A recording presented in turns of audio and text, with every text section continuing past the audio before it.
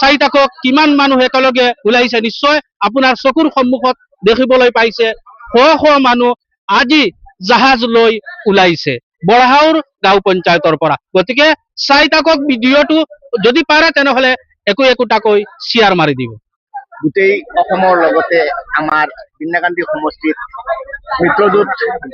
মিত্ৰজোঁটৰ এটা জোৱাৰ আহিছে আৰু সেই তাৰ লগতে খোজ মিলাই আমাৰ বৰাৰ গাঁও পঞ্চায়তত যিখিনি এৰিয়া আছে ইয়াতো আমাৰ মিত্ৰজোঁটৰ যথেষ্টখিনি ইতিমধ্যে বহুত বেছি ভোট পাব আৰু ইয়াৰ পৰা আমাৰ মানে বিজয়ৰ যাত্ৰা আৰম্ভ হ'ব। আজি আমাৰ ৰেলী হ'ব আৰু এই ৰেলীত আমাৰ কমেও 500তকৈ অধিক বাইক ৰাখিব, লগতে 4 চকাৰ আৰু বহুত বাইক বাহন থাকিব।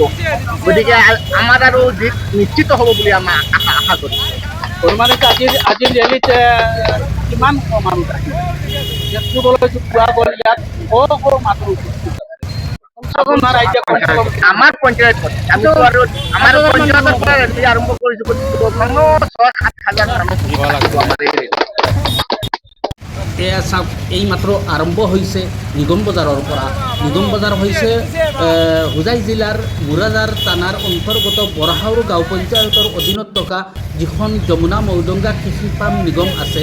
এই যমুনা মৌদংগা কৃষি পাম নিগমত যি ৰেজাউল কৰিম চৌধুৰী চাহাবৰ কাৰ্যালয় যিখন আছে, এই কাৰ্যালয়ৰ পৰা ইতিমধ্যে শ মানুহ বাইক ৰেলীত ওলাইছে বুলি পৰিলক্ষিত হৈছে। যদি লক্ষ্য কৰে তেনেহ'লে নিশ্চয় দেখিবলৈ পাইছে আজি শ ৰেজাউল প্ৰেমী, উৰাজাহাজ প্ৰেমী আজি ওলাইছে ৰাজপথলৈ। প্ৰতিখন বাইকৰ আগত লগাইছে উৰাজাহাজৰ ছবি। ইয়াতে অনুমান হয় যে প্ৰতিজনে উৰাজাহাজ প্ৰেমী, ইয়াত প্ৰতিজন উৰাজাহাজ প্ৰেমী আজি ওলাইছে। এয়া চাওক, যদি লক্ষ্য কৰে তেনেহ'লে চাওক, এয়া চাওক ইমান দীঘলীয়া শাৰী আজি নিগম বজাৰৰ পৰা ওলাইছে।